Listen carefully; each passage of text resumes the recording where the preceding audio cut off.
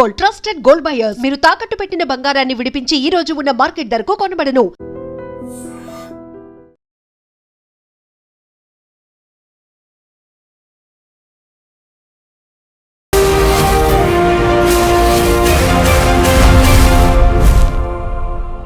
నమస్తే, welcome to I dream social spotlight with కవిత.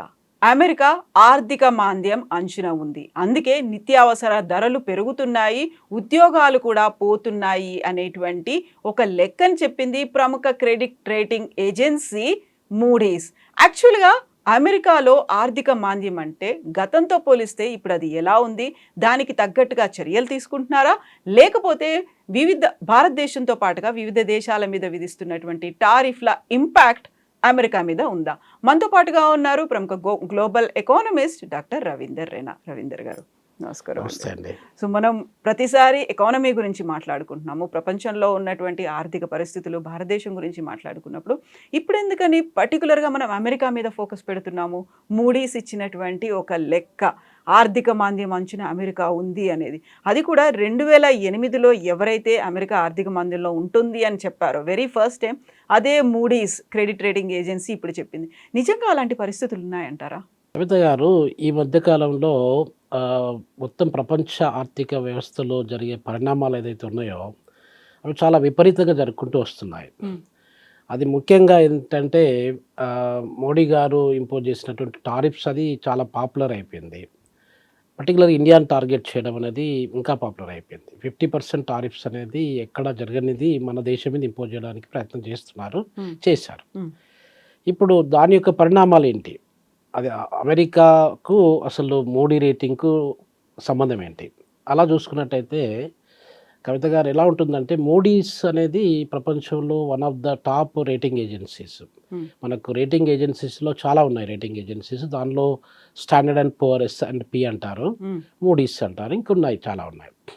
దాంట్లో వాళ్ళ ఎస్టిమేషన్ ప్రకారంగా ఈ మధ్య కాలంలో గత 3 నెలల నుండి ఎలా జరుగుతుంది, అసలు మనకు వచ్చే సంవత్సరం వరకు ఎలా ఉంటుంది పరిస్థితి అనేది వాళ్ళు ఎస్టిమేట్ చేస్తూ ఉంటారు. ప్రతి ఆర్థిక సంవత్సరంలో అవుతుంది. ప్రతి ఇయర్ ప్రతి ఎకానమీకి ప్రతి కంట్రీకి వాళ్ళు ఎస్టిమేషన్స్ ఇస్తూ ఉంటారు.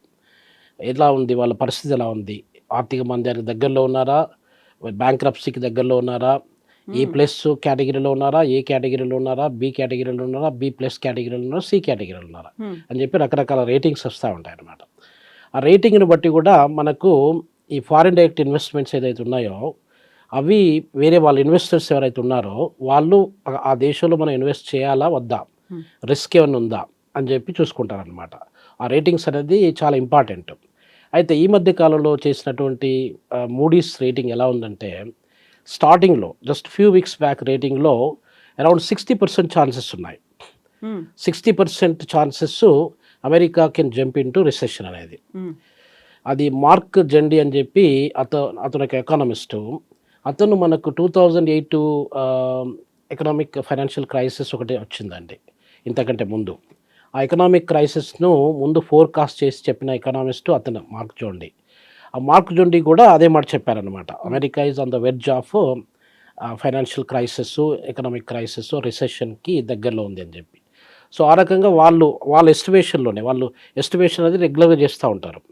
అప్పుడు చేసిన దాని ప్రకారంగా 60% ఉండే, ఈ మధ్యన జస్ట్ ఫ్యూ డేస్ బ్యాక్ అది 40%కి వచ్చింది. అంటే ఇప్పుడు అప్రాక్సిమేట్లీ 50% ఛాన్సెస్. ఒకవేళ రిసెషన్కు అమెరికా రావడానికి ఎంత దగ్గరలో ఉంది, ఎంత దూరంలో ఉంది అనడానికి 50-50 అనమాట. ఆ 50% అనేది ఇప్పుడు ఉన్నటువంటి ఎకానమీ. ఇప్పుడు మనము మాట్లాడుకుంటున్నాము ఈ టారిఫ్స్ యొక్క ఇంపాక్ట్ ఎలా ఉంటుంది అనేది, ఇన్ఫ్లేషన్ అమెరికాలో ఎలా ఉంటుంది. అమెరికాలో ఇన్ఫ్లేషన్ అనేది ఆల్మోస్ట్ 2-3% ఉంటుండేది చాలా సంవత్సరాలు. మీరు 20 years హిస్టరీ తీసుకున్నా, 30 years హిస్టరీ తీసుకున్నా కూడా డెవలప్డ్ కంట్రీస్ చాలా వరకు 2-3% ఇన్ఫ్లేషన్ వాళ్ళు స్టాండర్డ్గా మెయింటైన్ చేస్తూ ఉంటారు. ఇప్పుడు ఈ ఒక టారిఫ్ ఇంపాక్ట్, మనము $87 బిలియన్ బిజినెస్ అమెరికాతో చేస్తున్నాం. అంటే మన వస్తువులు అమెరికాకు $87 బిలియన్ వర్త్ ఆఫ్ గూడ్స్ని మనము ఎక్స్పోర్ట్ చేస్తున్నాం. ఇందులో అన్ని ఉన్నాయి, FMCGA కాదు, అన్ని రకాలు, ఎలక్ట్రానిక్ కావచ్చు, అన్ని రకాల సేవలు కావచ్చు, అన్ని రకాలు ఉన్నాయండి. ఫార్మాస్యూటికల్స్ ఉన్నాయి, కెమికల్స్ ఉన్నాయి, ఎలక్ట్రానిక్స్ ఉన్నాయి, జెమ్స్ ఉన్నాయి, ఆర్నమెంట్స్ ఉన్నాయి, రకరకాల ప్రోడక్ట్స్. సో ఈ $87 బిలియన్ మన వాళ్ళకి ఎక్స్పోర్ట్ చేస్తున్నాం, వాళ్ళ దగ్గర నుండి కూడా మనం ఇంపోర్ట్ చేసుకుంటున్నాం. ఇంపోర్ట్ చేసే వస్తువులలో ఐటీ సర్వీసెస్ ఉండొచ్చు, రకరకాల సర్వీసెస్, అదొక $41 బిలియన్ వర్త్ ఆఫ్ గూడ్స్ ఉన్నాయండి. ఓకే. అంటే మనకు వాళ్ళకు ట్రేడ్ డెఫిసిట్, ట్రేడ్ సర్ప్లస్ చూసుకున్నట్టయితే ఇండియాకు ట్రేడ్ సర్ప్లస్ ఉందండి. $46 బిలియన్ ట్రేడ్ సర్ప్లస్ ఉంది, వాళ్ళకు ట్రేడ్ డెఫిసిట్ ఉంది. అది మనకు మంచిది, వాళ్ళకు అంత మంచిది కాదు ట్రేడ్ పరంగా చూసుకున్నట్టయితే.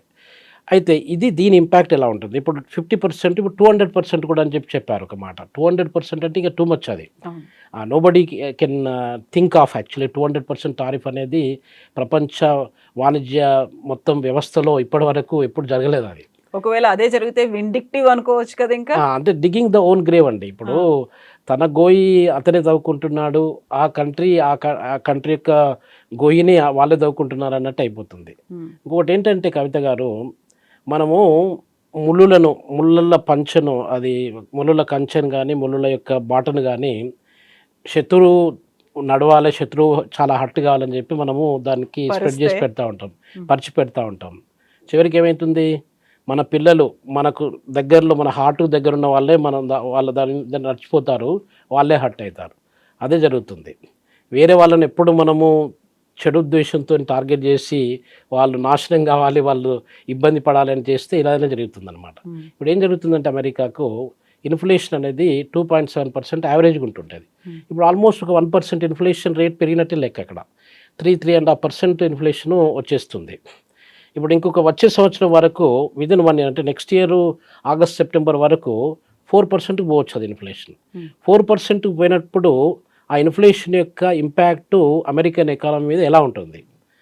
దాంతోపాటుగా ఇంట్రెస్ట్ రేట్స్ కూడా పెరుగుతాబోతున్నాయి. ఇంట్రెస్ట్ రేట్ పెరిగినప్పుడు ఇన్వెస్ట్మెంట్స్ మీద ఇంపాక్ట్ ఎలా ఉంటుంది? ఇదంతా ఒకదానికొకటి ఎకనామిక్ సైకిల్స్ అనమాట. ఇవి ఒకదానికొకటి ఇంపాక్ట్ చూపిస్తుంది అనమాట. చూపించినప్పుడు అమెరికన్ ఎకానమీ రిసెషన్కు చాలా దగ్గరలో ఉండడానికి ఆస్కారం ఉంది. రిసెషన్ రావచ్చు. ఇప్పుడు సపోజ్ ఒకటి గ్రేట్ ఎకనామిక్ డిప్రెషన్ అని చెప్పి జరిగిందండి. 1929 నుండి 1933 మధ్యలో ఒక 5 years పాటుగా అమెరికాలో స్టార్ట్ అయింది అసలు డిప్రెషన్ అనేది. అంటే మనకు ఉన్నటువంటి డిప్రెషన్స్ మొత్తం ఎకనామిక్ హిస్టరీలో చూసుకున్నట్టయితే ఎకనామిక్ డిప్రెషన్స్ అనేది ఎందుకు జరుగుతుంది? రిసెషన్ అనేది స్టార్టింగ్ పాయింట్. రిసెషన్ నుండి కొంచెం ఇంకొక లెవెల్కు పెరిగినట్టయితే డిప్రెషన్కి వచ్చేస్తుంది. డిప్రెషన్ అనేది చాలా డేంజరస్ అన్నమాట. సో ఆ డిప్రెషన్ అనేది మనకు జరిగింది. అప్పుడు అమెరికన్ ఎకనామీలో అబౌట్ 30% జాబ్ లాస్ జరిగినాయండి. అంటే 30% అన్ఎంప్లాయ్మెంట్ పెరిగింది అప్పుడు. ఇప్పుడు అమెరికన్ అన్ఎంప్లాయ్మెంట్ 4.2% అన్ఎంప్లాయ్మెంట్ ఉంది. అప్పుడు 30% అన్ఎంప్లాయ్మెంట్ సడన్గా ఇంక్రీజ్ అయిందంటే మీరు ఆలోచించండి ఎలా ఉంటుందో. దాదాపు 25% of the production manufacturing sector కావచ్చు, అగ్రికల్చర్లో కావచ్చు, రకరకాల మైనింగ్లో కావచ్చు, ఈ 25% ప్రొడక్షన్ అనేది తగ్గిపోయింది. సో ఇది మనకు హిస్టారికల్గా దాదాపు ఒక 100 సంవత్సరాలు, నియర్లీ 95 years కింద జరిగినటువంటి విషయం అండి. అది రిసెషన్ నుండి డిప్రెషన్కి వచ్చినటువంటి విషయం. అది one of the worst economic depressions అమెరికాలో జరిగింది. మన ప్రపంచం అంతా కూడా వ్యాపిస్తుంది. దాని ఎఫెక్ట్ అనేది, ఇంపాక్ట్ అనేది ఖచ్చితంగా వ్యాపిస్తుంది. ఎందుకు వ్యాపిస్తుందంటే 1929, 1933 మధ్యలో కూడా America is the largest economy. ఇప్పుడు కూడా America is the largest economy 100 సంవత్సరాల తర్వాత కూడా. సో కాబట్టి పెద్దవాళ్ళకి ఏది జరిగినా కూడా చిన్న వాళ్ళకి కానీ లేకపోతే మనం అసోసియేట్స్ ఎవరైతే ఉన్నామో అందరికి కూడా దాని ఇంపాక్ట్ అనేది జరుపుకుంటూ వస్తుంది. సో ఇది ఇప్పుడున్నటువంటి ఈ మోడీస్ ఎస్టిమేషన్ ప్రకారంగా అమెరికన్ ఎకానమీ అనేది in the verge of economic recession అండి. ఇప్పుడు ట్రేడ్ సైకిల్స్ ఉంటాయండి. మామూలుగా ట్రేడ్ సైకిల్స్ అంటే ఏది శాశ్వతం కాదు మనకి. ఇప్పుడు మనకు అమావాస్య 15 days, తర్వాత పౌర్ణమి 15 days అంటాం కదా. అలానే చీకటి, వెలుతురు అనేది, వెలుగు అనేది, అలానే అమెరికాకు కూడా ఏ ఎకనామీ అయినా ప్రపంచంలో ఎంత పెద్దదైనా చిన్నదైనా కూడా ఈ సైకిల్స్ అనేది ఉంటాయి అన్నమాట. ఆ సైకిల్స్లో ఏం జరుగుతుందంటే కవిత గారు, ముందు ప్రాస్పరిటీ స్టేజ్ అనేది ఉంటుందండి. ఒకటి ప్రాస్పరిటీ స్టేజ్ అనేది అందరూ ప్రపంచంలో ఉన్న 220 దేశాలు ప్రాస్పరిటీలో ఉండాలని కోరుకుంటారు. అంటే ఎంప్లాయ్మెంట్ బాగుంటుంది, స్టెబిలిటీ బాగుంటుంది, హ్యాపీనెస్ బాగుంటుంది, అన్నీ బాగుంటాయి, ఇన్ఫ్రాస్ట్రక్చర్ డెవలప్మెంట్ బాగుంటుంది. ఆ ప్రాస్పరిటీ నుండి ఎన్నో రోజులు ఉండదు. అది ప్రాస్పరిటీ కొంచెం ఇలా అని టిల్ట్ అయిపోయి దిక్కుంటూ వస్తుంది. దిక్కుంటూ వచ్చే స్టేజ్నే రిసెషన్ అని చెప్పి అంటారనమాట. ఆ రిసెషన్ అనేది అక్కడికక్కడికి మనం ఆపుకోకపోతే అమెరికన్ ఎకానమీ ఇప్పుడు వాళ్ళు చేసే ప్రయత్నం వాళ్ళు చేస్తూ ఉన్నారు. మనం తర్వాత మాట్లాడదాం ఇమీడియట్గా. అది ఆ రిసెషన్ స్టేజ్లో మనం ఆ రిసెషన్ అక్కడక్కడ స్ట్రాటజిక్గా దాన్ని కంట్రోల్ చేయలేకపోతే అది ఇంకా కొంచెం కిందికి వచ్చేసి డిప్రెషన్కి వచ్చేస్తుంది. డిప్రెషన్ ఈజ్ మోర్ డేంజరస్ అనమాట. మొత్తం ఎకనామిక్ స్ట్రక్చర్స్లలో ఒకసారి డిప్రెషన్కి వచ్చిందంటే ఆ డిప్రెషన్ నుండి మళ్ళీ రికవరీ చేయడానికి చాలా టైం పడుతుంది. సో ఇది ఇప్పుడు మనకు ప్రాస్పరిటీ నుండి రిసెషన్ స్టేజ్లో అమెరికా స్వింగ్ అవుతుంది అనమాట. ఆ స్వింగ్ను వాళ్ళు కంట్రోల్ చేయడానికి చాలా చాలా ఇంపార్టెంట్ సమయం అనమాట. ఇది కంట్రోల్ చేయకపోతే అమెరికన్ ఎకానమీ అది ఇప్పుడు లార్జెస్ట్ ఎకానమీ ఉంది కదా, దాదాపు 150 years నుండి లార్జెస్ట్ ఎకానమీ. ఎనీ స్థాయిలో ఎకానమీని వాళ్ళు మంచి ప్రాపర్ పద్ధతిలో పెట్టుకోకపోతే even second third largest economy కూడా కావడానికి ఆస్కారం ఉంటుంది. So make America great again అనేటువంటి నినాదమే కదా మాగా నినాదాన్నే ట్రంప్ ఇచ్చారు. ఆ నినాదంతోనే ఆయన గెలిచి వచ్చారు. ఇక్కడ జాతీయ భావం అనేది చూపించాలి, ఒక నేషనలిజం అనేది చూపించాలి, టువర్డ్స్ మన నేషన్ పట్ల అందరూ ఎంతైతే గౌరవం భక్తితో ఉంటారో దాని వృద్ధి కోసం కూడా అలా డెవలప్ చేయాలనేటువంటి నినాదం. కరెక్ట్గా మళ్ళీ ఇదే టైంలో ఇలా రెసిషన్ రావడము అంటే ఇలా వస్తుంది అనేది ఇంపాక్ట్ కావచ్చు, రిపర్కషన్స్ అన్ని ముందే ఎక్స్పెక్ట్ చేశారా? అది రాకుండా ఏం చర్యలు తీసుకుంటున్నారు? వాళ్ళు అంటే ఎక్స్పెక్టేషన్ చేయకపోవచ్చు, అంటే కొంతమంది ఎస్టిమేట్ చేస్తూ ఉంటారు కానీ ఎక్స్పెక్టేషన్స్ ఒక్కోసారి వాళ్ళు అంత ఇదిగా చేయకపోవచ్చు, అది అక్యురేట్గా కూడా చేయకపోవచ్చు. ఎంత మనకి ఏఐ ఆర్టిఫిషియల్ ఇంటెలిజెన్స్ టెక్నాలజీస్ ఉన్నా కూడా ఆ అక్యురసీ అనేది ఎస్టిమేషన్లలో మనకు అంత పర్ఫెక్ట్గా రాదండి. ఇప్పుడు వాళ్ళు make America great again MAGA అనే ప్రిన్సిపల్తోనే ఆయన పవర్లోకి వచ్చారు. అంతవరకు బాగానే ఉంది. ఆయన జైన్ అయిన 20th January 2025 నుండి ఇప్పటి వరకు దాదాపు ఒక అప్రాక్సిమేట్లీ అబౌట్ 8-9 months అతను ప్రతి పనిలో కూడా అమెరికా ఇస్ ద గ్రేట్ అని చెప్పి చూపించుకుంటూ వస్తున్నాడు. దాంట్లో భాగంగానే ఈ టారిఫ్ యొక్క స్ట్రాటజీ అనేది డెవలప్ చేసుకుంటూ వచ్చారు. దీంట్లో ఏం జరుగుతుందంటే కవిత గారు, మన యొక్క జీడిపిని చూసుకున్నట్టయితే జీడిపి గ్రోత్ రేట్ అమెరికాలో అరౌండ్ 3.2% ఆ రేంజ్లో ఉందండి. దాన్ని స్టెబిలైజ్ చేసుకొని రన్ చేస్తూ ఉన్నారు. అదొక పాయింట్. రెండో పాయింట్ ఏంటంటే అమెరికాలో ఇప్పుడు అన్ఎంప్లాయ్మెంట్ రేట్ అనేది చాలా పెరుగుకుంటూ వస్తుంది. 4.2% అన్ఎంప్లాయ్మెంట్ రేట్ అనేది గ్రేట్ ఎకనామీస్కి చాలా ఎక్కువ అన్నట్టే లెక్క. ఇప్పుడు మీరు అన్ఎంప్లాయ్మెంట్ లేబర్ స్టాటిస్టిక్స్ అమెరికాని తీసుకున్నట్టయితే వాళ్ళు లాస్ట్ మంత్ ఆగస్ట్లో వాళ్ళు 75,000 ఉద్యోగాలని క్రియేట్ చేయాలని చెప్పి టార్గెట్ పెట్టుకున్నారు. ఆ 75,000 ఉద్యోగాలను టార్గెట్ పెట్టుకుంటే 22,000 ఉద్యోగాలు మాత్రమే క్రియేట్ చేశారు. అంటే ఎంత డిఫరెన్స్ ఉందో చూడండి, దాదాపు 53,000 ఉద్యోగాల పైన డిఫరెన్స్ ఉంది. అదే మే మంత్లో చూసుకున్నా కూడా మీకు చాలా వేరియేషన్, 19,000 ఉద్యోగాలు మాత్రమే వాళ్ళు క్రియేట్ చేశారు మే మంత్లో. అప్పుడు వాళ్ళ టార్గెట్ 80,000 ఉద్యోగాల పైన ఉందన్నమాట. ఓకే. సో ఇట్లా ఉన్నప్పుడు అన్ఎంప్లాయ్మెంట్, ఇన్ఫ్లేషన్ అనేది పెరుగుకుంటూ వస్తుంది ఒకటి, అన్ఎంప్లాయ్మెంట్ కూడా గ్రాడ్యువల్గా పెరుగుకుంటూ వస్తుంది. ఇవి రిసెషన్కి దగ్గర ఉన్నటువంటి సంబంధాలు అనమాట. రిలేషన్షిప్స్ మనము ఎలా ఎస్టాబ్లిష్ చేస్తామంటే ఈ అన్ఎంప్లాయ్మెంట్ రేట్ ఒకసారి పెరగడము, ప్రొడక్షన్ తగ్గడము, మ్యానుఫ్యాక్చరింగ్ సెక్టర్ పర్ఫార్మెన్స్ తగ్గడం. మ్యానుఫ్యాక్చరింగ్లో కూడా కవిత గారు ఏం జరుగుతుందంటే మ్యానుఫ్యాక్చరింగ్లో కూడా పర్ఫార్మెన్స్ ఒక అరౌండ్ 19% ప్రొడక్షను మ్యానుఫ్యాక్చరింగ్ సెక్టర్లో తగ్గిపోయింది. ఈ తగ్గిపోవడం కూడా అన్ఎంప్లాయ్మెంట్ పెరగడానికి దానికి ఒక సూచిక అనమాట, ఇండెక్స్ అనమాట. సో ఇది జరుపుకుంటూ వస్తుంది. ఇప్పుడు అమెరికా ఏం చేస్తుంది అనేది మనకు ముఖ్యమైనటువంటి విషయం. ఈ ఈ ఈ ఫ్యాక్టర్స్ అని వాళ్ళకి తెలుసు, వాళ్ళ దగ్గర కూడా చాలా గ్రేట్ ఎకానమిస్టులు ఉన్నారు, తర్వాత థింక్ ట్యాంక్స్ చాలా ఉన్నాయి, IMF, వరల్డ్ బ్యాంకులు ఇట్లాంటి పవర్ఫుల్ ఏజెన్సీస్ కూడా వాళ్ళ దగ్గరలో వాళ్ళ చేతిలో ఉన్నట్టు లెక్క. సో ఇవన్నీ చూసుకున్నట్టయితే ఎందుకంటే అమెరికా యొక్క కాంట్రిబ్యూషన్ IMF, వరల్డ్ బ్యాంకులో చాలా ఎక్కువ ఉంటుంది కాబట్టి they always be in the side of America అనమాట. ఇన్ని జరిగినా కూడా ఏమైనా ప్రాబ్లం వచ్చినట్టయితే ప్రాబ్లం వాళ్ళే ఫేస్ చేసుకోవాలి, కానీ వీళ్ళందరూ వచ్చి పనిచేయడానికి ఏం పెద్దగా ఆస్కారం ఉండదండి. ఇప్పుడు నిన్ననే ఒక మీటింగ్ పెట్టారు ట్రంప్ గారు టెక్ కంపెనీస్తోనే, all tech companies in America వాళ్ళతో ఒక మీటింగ్ పెట్టారు. ఇప్పుడు దాంట్లో యాపిల్ కంపెనీ కానీ, తర్వాత మన సుందర్ పిచ్చై అది ఆల్ఫాబెట్స్, గూగుల్ ఆల్ఫాబెట్స్, తర్వాత మెటా అని చెప్పి ఫేస్బుక్ అని అంటారు కదా, మార్క్ జుకర్బర్గ్, ఇట్లా రకరకాల కంపెనీస్, కుక్ అని టిమ్ కుక్ అని చెప్పి ఆయన కంపెనీస్ అంటే యాపిల్కు. సో వీళ్ళందరితో కలిపి ఒక మీటింగ్ పెట్టారు, ఆల్ టెక్ CEOస్తోని. ఆ మీటింగ్లో జస్ట్ డిన్నర్ మీటింగ్ అనమాట. ఆ మీటింగ్లో ఏం చేయాలి, ఎలా చేయాలి, వాళ్ళు ఏం చేస్తున్నారంటే ఇప్పుడు యాపిల్ కంపెనీ, తర్వాత గూగుల్ కంపెనీ ఇవన్నీ కూడా మన ఇండియాలో చాలా ఇన్వెస్ట్మెంట్ చేశారు, బిలియన్స్ ఆఫ్ డాలర్స్ ఇన్వెస్ట్మెంట్ చేస్తున్నారు, చేయబోతున్నారు కూడా.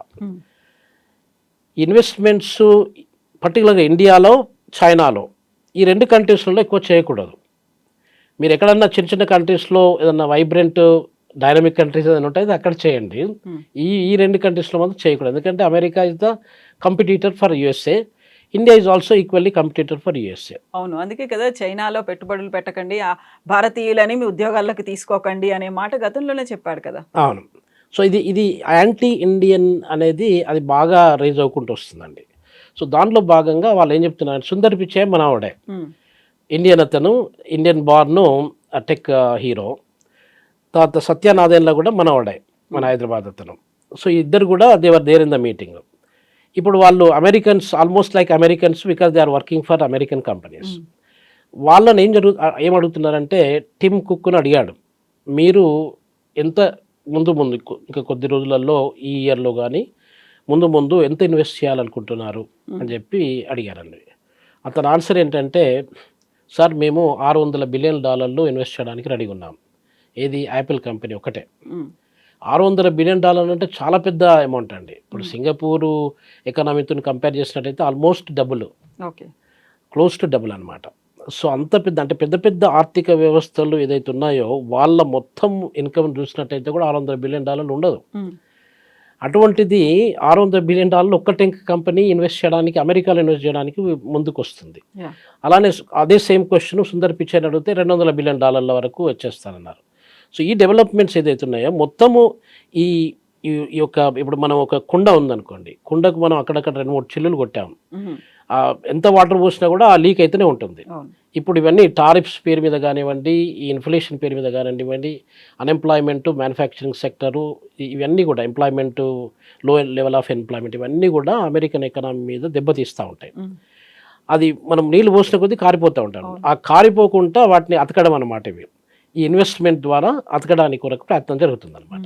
కాకపోతే అవి ఎంత కాలంలో వాళ్ళు ఇన్వెస్ట్ చేస్తారు? ఇప్పటికిప్పుడు అయితే ఉద్యోగాలు రాలేవు, పరిశ్రమ నెలకొల్పాలన్నా ఎక్స్పాన్షన్స్కైనా దట్ టేక్స్ టైం కదా. ఆ టైంలో మరి చేసేటువంటి ఆల్టర్నేట్స్ ఏముంటాయి, ఏం ఆలోచిస్తున్నారు?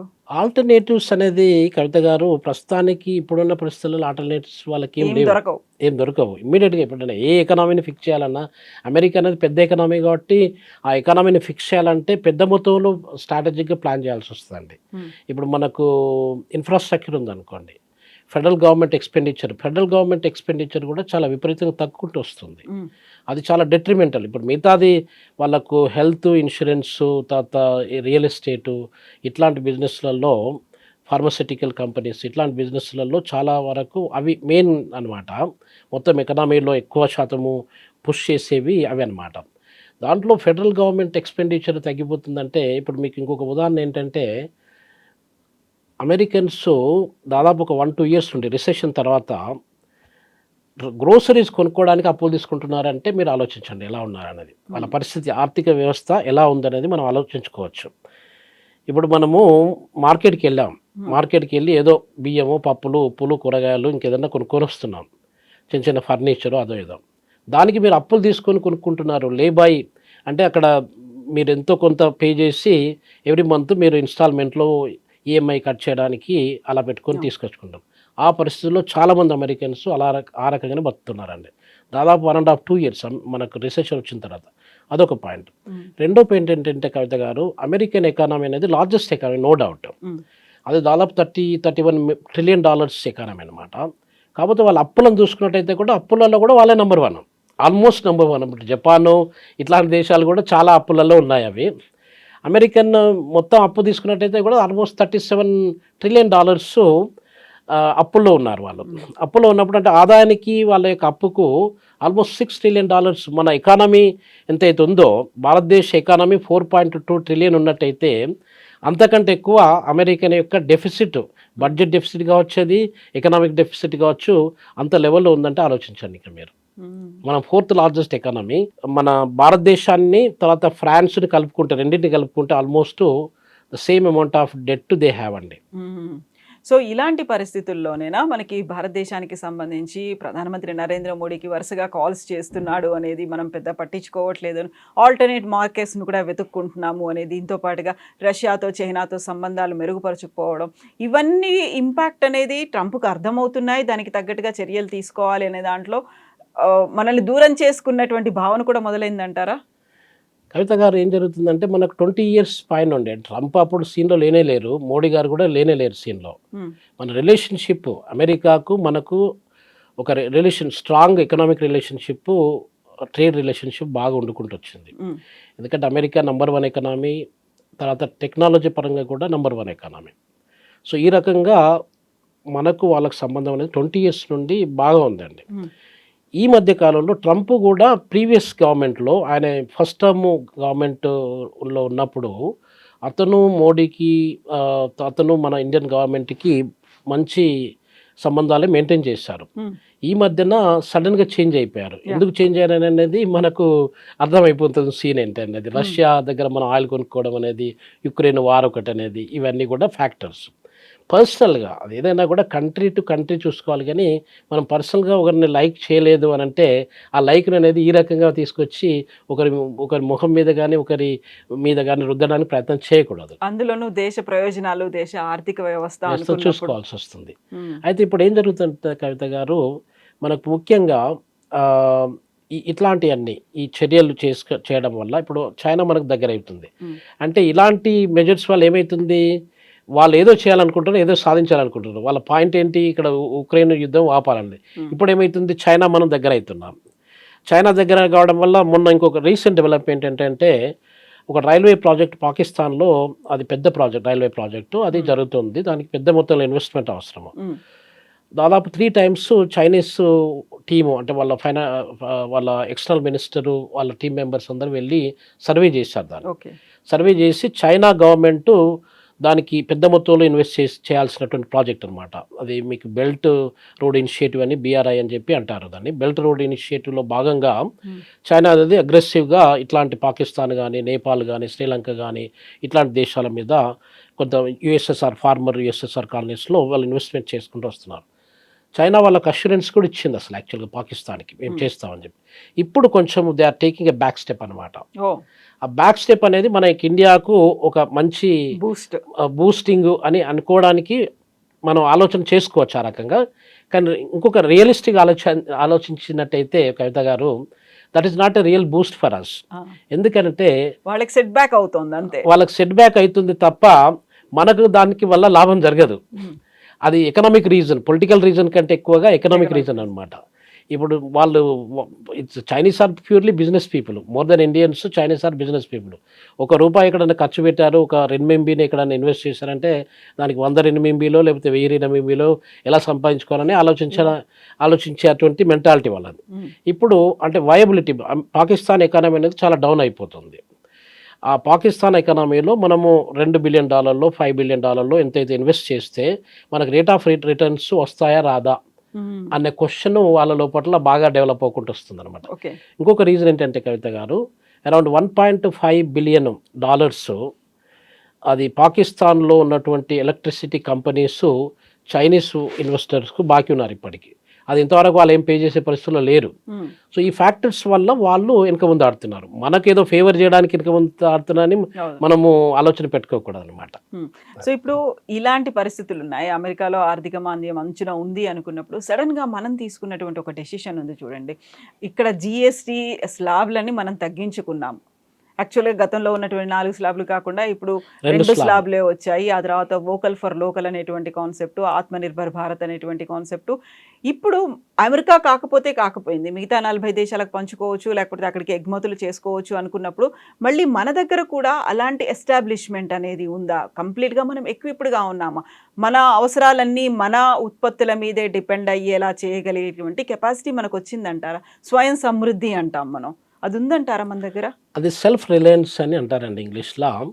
సెల్ఫ్ రిలయన్స్ అనేది కవిత గారు ఈ రోజులలో ఏ కంట్రీకి లేదండి. America is the largest economy, China is the second largest economy, మనం 4th లార్జెస్ట్ ఎకనామీ. చిన్న దేశాలు, సింగపూర్ లాంటి దేశాలను చూసుకున్నా కూడా ఏ ఎకానమీ కూడా సెల్ఫ్ రిలయంట్ కాదండి. ఏదైనా కూడా ఇంటర్ డిపెండెంట్ అనమాట. మనం ఒక కంట్రీ నుండి ఇంకొక కంట్రీకి ట్రేడ్ లేకపోతే అసలు మాకు ఇంటర్నేషనల్ ట్రేడ్లో రకరకాల థియరీస్ ఉంటాయండి. అబ్సల్యూట్ అడ్వాంటేజ్ థియరీ అని ఆడమ్ స్మిత్ గారు, ఫాదర్ ఆఫ్ ఎకనామిక్స్ అంటాము. అతను చాలా సంవత్సరాల కింద 1796 ఆ రేంజ్లో డెవలప్ చేశారు. అబ్సల్యూట్ అడ్వాంటేజ్ ఏ రకంగా ఉంటుంది ఒక కంట్రీ నుండి ఇంకొక కంట్రీ ట్రేడ్ చేసుకున్నట్టయితే. తర్వాత కొన్ని సంవత్సరాల తర్వాత డేవిడ్ రికార్డో అని 1817లో ఓకే. ఆయన ఒక థియరీని చేశాడు, కంపారిటివ్ అడ్వాంటేజ్. ఈ రకం కంపేర్ చేసినట్టయితే ఏ రకంగా కంట్రీకి అడ్వాంటేజ్ జరుగుతుందని చెప్పి. తర్వాత ఎక్షర్ ఓయిలిన్ థియరీ అని దాదాపు ఒక 100 సంవత్సరాల కిందట ఎక్షర్ ఓయిలిన్ థియరీ, ఇలా రకరకాల ట్రేడ్ థియరీస్ ఉన్నాయి. మరి ఎలా ట్రేడ్లో బెనిఫిట్ పొందవచ్చు అనేది. సో మీకు సెల్ఫ్ రిలయన్స్ స్వయం సమృద్ధి అన్నారు కదా, స్వయం సమృద్ధి అనేది ఇంపాసిబుల్ అండి ఏ కంట్రీకి అయినా కూడా. ఒకవేళ మనం వేరే మనం బారికేడ్స్ ఫిక్స్ చేసుకొని వేరే కంట్రీస్తోని మనం ట్రేడ్ రిలేషన్ లేకుండా ఉన్నట్టయితే దాని ఎంబార్గో, ట్రేడ్ ఎంబార్గో పెట్టుకొని లేసెస్ ఫేర్ అని చెప్పి అంటారు దాన్ని. అసలు యాక్చువల్గా ఎకనామిక్స్లో లేసెస్ ఫేర్ థియరీ అని కూడా ఒకటి ఉందన్నమాట. అంటే మనం వేరే కంట్రీస్తోని సంబంధం లేదు, మనం ఏం ప్రొడ్యూస్ చేసుకున్నా కూడా మన దగ్గరనే ప్రొడ్యూస్ చేసుకుంటాము, స్వయం ఇండిజినస్ టెక్నాలజీస్, ఎగుమతి ఉండదు, దిగుమతి ఉండదు.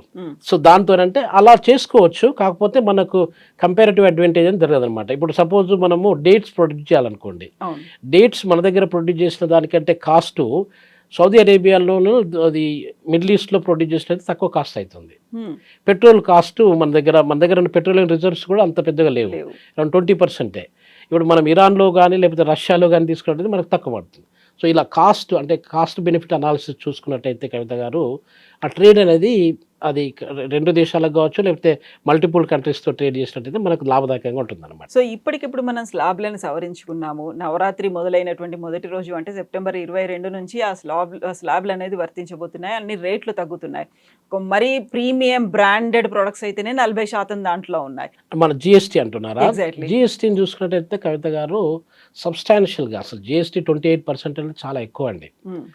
మిగతా కంట్రీస్తో పోల్చుకున్నట్టయితే వ్యాట్ అని చెప్పి అంటారు, అసలు యాక్చువల్గా వాల్యూ యాడెడ్ ట్యాక్స్ అని చెప్పి అంటారు. ఈ యొక్క జిఎస్టీ ఇంపోజ్ చేయడానికి మీకు ఇంకో ముఖ్యమైన విషయము చెప్పదలుచుకున్నది ఏంటంటే కవిత గారు, మన దగ్గర ఉన్నటువంటి ఆల్ ఇండియాలో ఉన్నటువంటి ట్యాక్స్ కమిషనర్లు, ఒక్కొక్క స్టేట్కి ఒక ట్యాక్స్ కమిషనర్ ఉంటాడండి.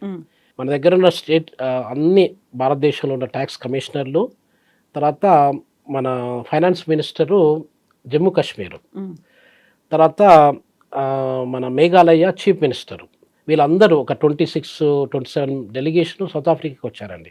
ఎందుకంటే సౌత్ ఆఫ్రికా అనేది ట్యాక్స్ ఎఫిషియన్సీలో ట్యాక్స్ కలెక్షన్ చేసే ఎఫిషియన్సీలో చాలా one of the best countries అండి, టాప్ 20లో ఉంటుంది అది.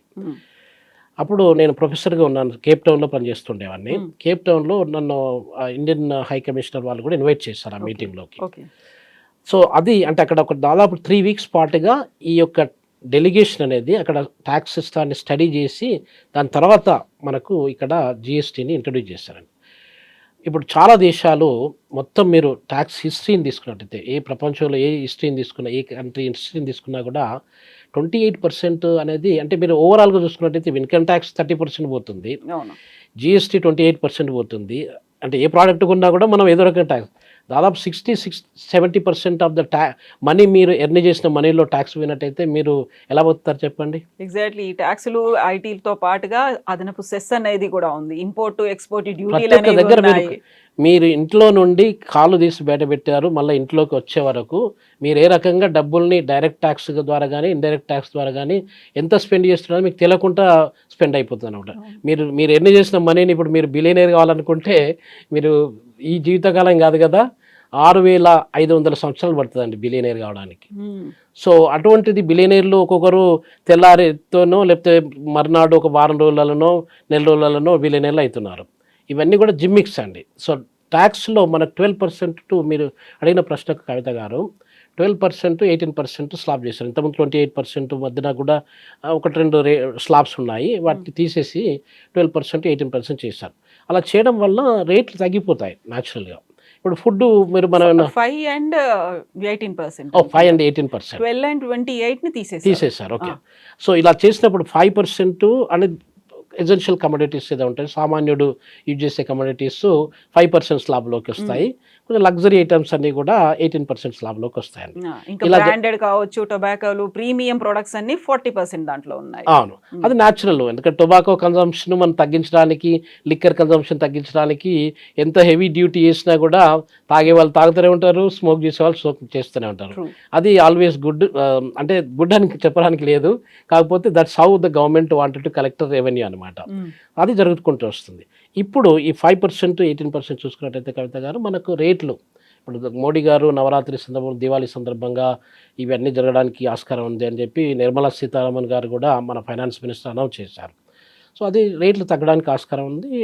కొంచెం దాన్ని ఏమంటారంటే మనకు టేక్ హోమ్ మనీ ఏమంటారు దాన్ని ఎకనామిక్స్లో, అంటే your money in hand will be growing అనమాట.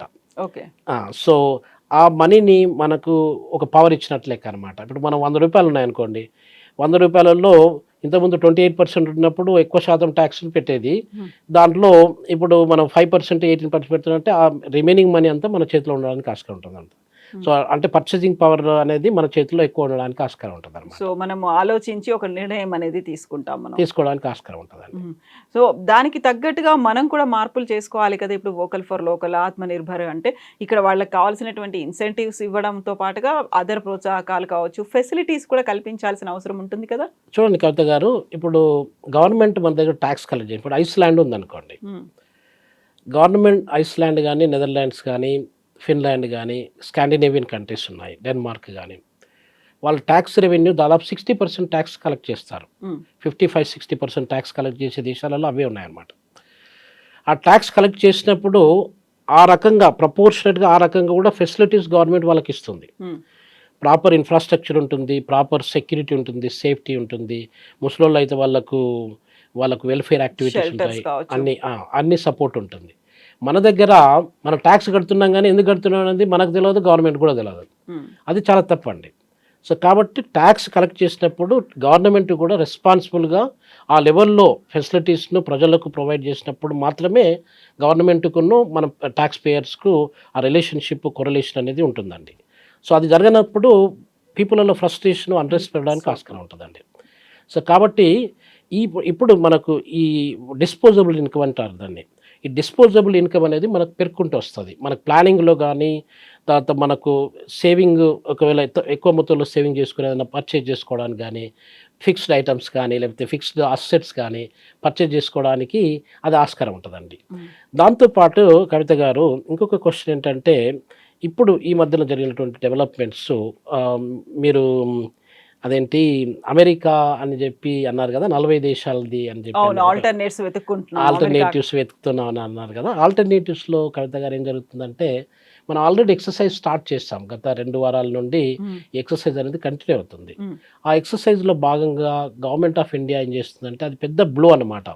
$87 బిలియన్ మనం హఠాత్తుగా ఒకరి దగ్గరికి వెళ్ళి, ఇప్పుడు almost $200 billion trade service transaction మనకు అమెరికాతో ఉందండి.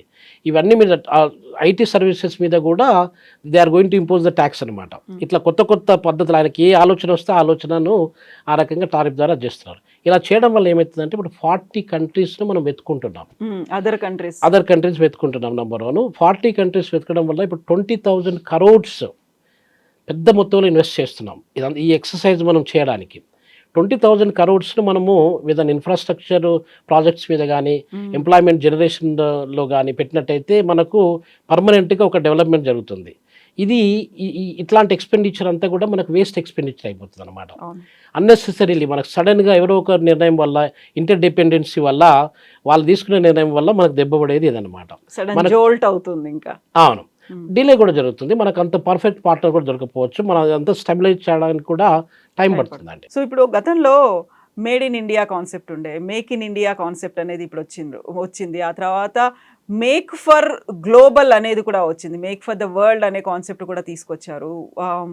వోకల్ ఫర్ లోకల్ అనేటువంటి కాన్సెప్ట్ ఇవన్నీ వచ్చిన తర్వాత ఇప్పుడు నేను అన్ని దేశీయ వస్తువులనే వాడాలని నేను డిసైడ్ అయ్యాను. నాకు అన్ని రకాల వస్తువులు ఇక్కడ అవైలబుల్గా ఉన్నాయా, I should not depend on any one, including America కావచ్చు, లేకుంటే ఇతర దేశాలకి ప్రతిదీ నాకు కావాలి మార్నింగ్ లేచిన దగ్గర నుంచి రాత్రి పడుకునే వరకు. అంటే కవిత గారు, ఈ మీరు చెప్పిన వోకల్ ఫర్ లోకల్ కావచ్చు, లేకపోతే లోకల్ టు గ్లోబల్ కావచ్చు, మేక్ ఇండియా, మేడ్ ఇండియా, ఇవన్నీ కూడా ఆత్మనిర్భర్ భారత్, ఇవన్నీ కూడా దాదాపు మనము కొద్ది సంవత్సరాల నుండి వింటూ ఉన్నాం.